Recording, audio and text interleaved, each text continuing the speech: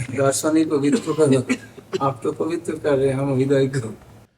खूब नाम जप में चित्त बस लगाया जाए अपने लोग मिल करके। सब शास्त्रों का और सब संतों का जो अवगाहन हुआ, मिलन हुआ, उससे पता चला नाम जप ही सर्वोपरि है। बात करें जैसे हमारा नाम में मति रहे, संतन में मति रहे, सदगुरु में मति रहे, और हमारे जो कामनाएं है थोड़ा निष्कप्त है, ठाकुर जी को समर्पण कर से ये सब शांत हो जाएंगी कामनाएं। जितना नाम रूपी जल पड़ेगा ना, तो ये सब कामनाएं शांत हो जाएंगी। खूब नाम जप करता रहे, कामनाओं की चिंता ना करे। जैसे अंदर भूत भविष्य का चिंतन आता है, कामनाओं का चिंतन आता है, उसमें परेशान ना हो। अपना काम है नाम जप करना, वो सब धीरे धीरे डिलीट हो जाएंगी, शांत हो जाएंगी। अब ऐसे आशीर्वाद करें हमारा कामना जैसे निष्क्रिय। हाँ बिल्कुल। ठाकुर जी चरण में हमारा मोती मन जीवन यापन करना, जितने कपड़े से काम चल जाए, जितने वस्तु से काम चल जाए, पर निरंतर भजन करना, सार बात भजन है। संग्रह परिग्रह से जितना बच सके उतना कृपा है। हमें क्या करना है, बॉक्स रख के हमें क्या करना है कि अगले साल ये लोई काम आएगी तो अगले साल ठाकुर दे देंगे। हमें जरूरत क्या है, जितने कपड़े से काम चल जाए और जितने भोजन से काम चल जाए उतना पेट में डाले। बस वही बुद्धिमान जो एक एक मिनट भजन में अपना समय लगावे, वही परम चतुर जो संसार से अपने को बचा के प्रभु में अपने जीवन को लगा दे। नहीं तो ये सम्मान प्रतिष्ठा और सब दुनिया का बाजार लग जाती है, फिर वो भजन में चित्त नहीं लगता। इसलिए गुप्त रूप से अगला पगला बन करके भजन कर ले जाए तो बहुत जोर की बात होती है। नहीं, अपने को बुद्धिमान साबित ना करे, गंवार साबित करके अगर निकल जाए तो बहुत बड़ी बात है। बुद्धिमान साबित कर दिया तो संसार फंसा लेता है, पकड़ लेता है, और वो फिर पूजने लगता है, चेला बन जाते हैं। फिर हो गया भजन, भजन हो गया। जो एकांतिक भजन था वो सब खत्म हो जाता है। बस वही उन्हीं के आशीर्वाद, उन्हीं का पोषण। और कहाँ आए थे श्री कृष्ण को रिझाने, और कहाँ रिझाने लगे संसार को। सागर है, बढ़ते ही जाते हैं सागर। कामना तो सागर है, वो तो बढ़ता ही जाता है। इसीलिए धन्य है आप लोगों का जीवन। छुप के भजन करो, अपने को गुप्त रखो, संसार से दूरी बना के रखो। जितने से काम चल जाए उतना लो, और जितने से काम हमारा चल गया इसके बाद हमको नहीं लेना, चाहे जो कुछ भी हो। जैसे मान लो हम आपको दे रहे हैं और आपके पास है और आप नहीं लेना चाहते, तो उसकी प्रक्रिया होती, लिया हाथ में, माथे पे लगाया, बड़े दैन्यता से महाराज हमारे पास है, किसी और को दे देना, ऐसे प्रार्थना की जाती जिससे देने वाले को दुख न हो।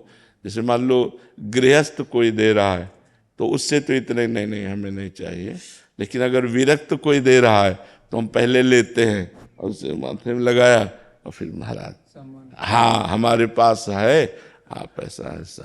तो खूब भजन करो। बस प्रार्थना है कि अगला पगला बन करके कोई पूछे भजन संबंधी बात तो बात ना बतावे। कोई पूछे तुमसे भगवान से भजन कैसे करना चाहिए, क्या नहीं करना, किसी और से पूछो जाए। जब तक भजन सिद्ध ना हो जाए तब तक प्रवचन नहीं करना चाहिए, तब तक किसी को उपदेश नहीं देना चाहिए। नहीं, चार भगत कुटिया में आके बैठने लगेंगे आपसे भगवत वार्ता, आपको लगा कि भगवान की वार्ता है, वो भगवान की वार्ता नहीं, वो प्रपंच है। वो प्रपंच आके घेर लेता है। इसलिए जैसे गृहस्थी लोग आके बैठे हैं वैसे कोई प्रश्न उत्तर नहीं, कोई भगवत चर्चा नहीं, कोई वैराग्य की बात नहीं, चुप शांत एकदम, जब तक भजन न हो जाए। अब जब ये लगता है कि भगत आएंगे कुछ देंगे तो अभी भगवान पे विश्वास नहीं है। ताला लगा के बैठ जाओ, अगर अंदर तुम्हारे भोजन की व्यवस्था भगवान न कर दे तो हमें बताना। अंदर से ताला लगा के बैठ जाओ, ये हम देखा है, खुद अनुभव किया है, खुद अनुभव किए हैं। मतलब अब ये तो अभी कुछ दिनों का है भाई, वो पूछे तो विरक्त भाव से ही संसार में रहे घोर विरक्त भाव से, 8-8 दिन भोजन नहीं मिला गंगा किनारे, ऐसे जीवन व्यतीत किए हैं।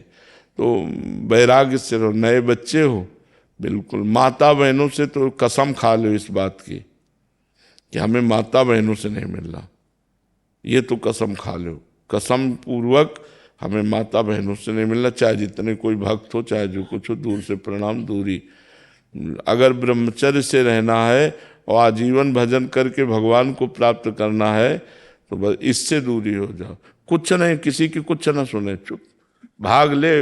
माया से युद्ध नहीं करना, माया से पीठ दिखा के भागना है, भगवान की तरफ, माया की तरफ पीठ कर ले और भाग जाए। जैसे कोई बाबा राधे श्याम बोले, नहीं सुनाई नहीं दे रहा, तुम राधे श्याम भी नहीं बोल सकते, अपन चुपचाप चला जा रहा है, उसको कोई मतलब नहीं। ऐसे चलना चाहिए। नए साधुओं खूब भजन करो डट करके, बच्चा बड़ा भाग्य, भगवान ने बड़ा भाग्य दिया। अब हम ललचाते हैं पीछे के जीवन को याद करके कि वो गंगा किनारे का जीवन, पूरी सर्दी में एक वस्त्र, केवल एक वस्त्र धारण किए, रात दिन भगवान के भजन में। जो आकाश वृत्ति से गंगा किनारे आ गया, मिल गया वही खाना, नहीं कई कई दिन भूखे रहना, पर बड़ा आनंद बना रहता था। इसलिए आप लोगों को देख करके मन ललचाता है और यही प्रार्थना करते हैं कि 2 साधन है, एक बाहरी साधन है, एक आंतरिक साधन। बाहरी साधन ये है कि हमको कोई भी वस्तु ज्यादा नहीं रखनी,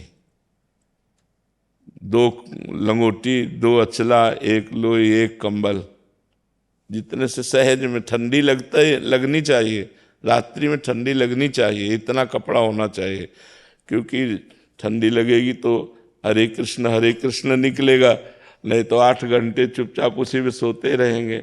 और आंतरिक साधन हर समय नाम जप, बाह्य साधन प्रतिग्रह शून्य और आंतरिक साधन भगवत चिंतन परायण। खूब भगवान का भजन करो।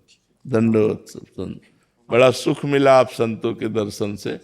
हाँ, भजन तो होता नहीं बाबा, ये तो आए राधे के लिए, लेकिन ऐसा भजन जैसे होना चाहिए होता नहीं। ऐसे हमको भी लगता है कि अभी जितना भजन में पूर्ति तो कभी हो ही नहीं सकती, जितना भजन करोगे उतने।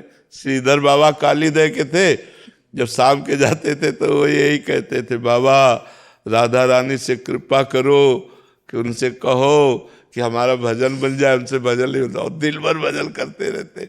भजन का फल यही है कि हमें भजन में अतृप्ति, असंतोष पैदा हो जाए। हमें लगना ही नहीं चाहिए कि हम भजनानंदी है, हमारा ऐसा लगना चाहिए यार जीवन बेकार जा रहा है, जैसा भजन होना चाहिए वैसा भजन है नहीं, ऐसा लगना चाहिए।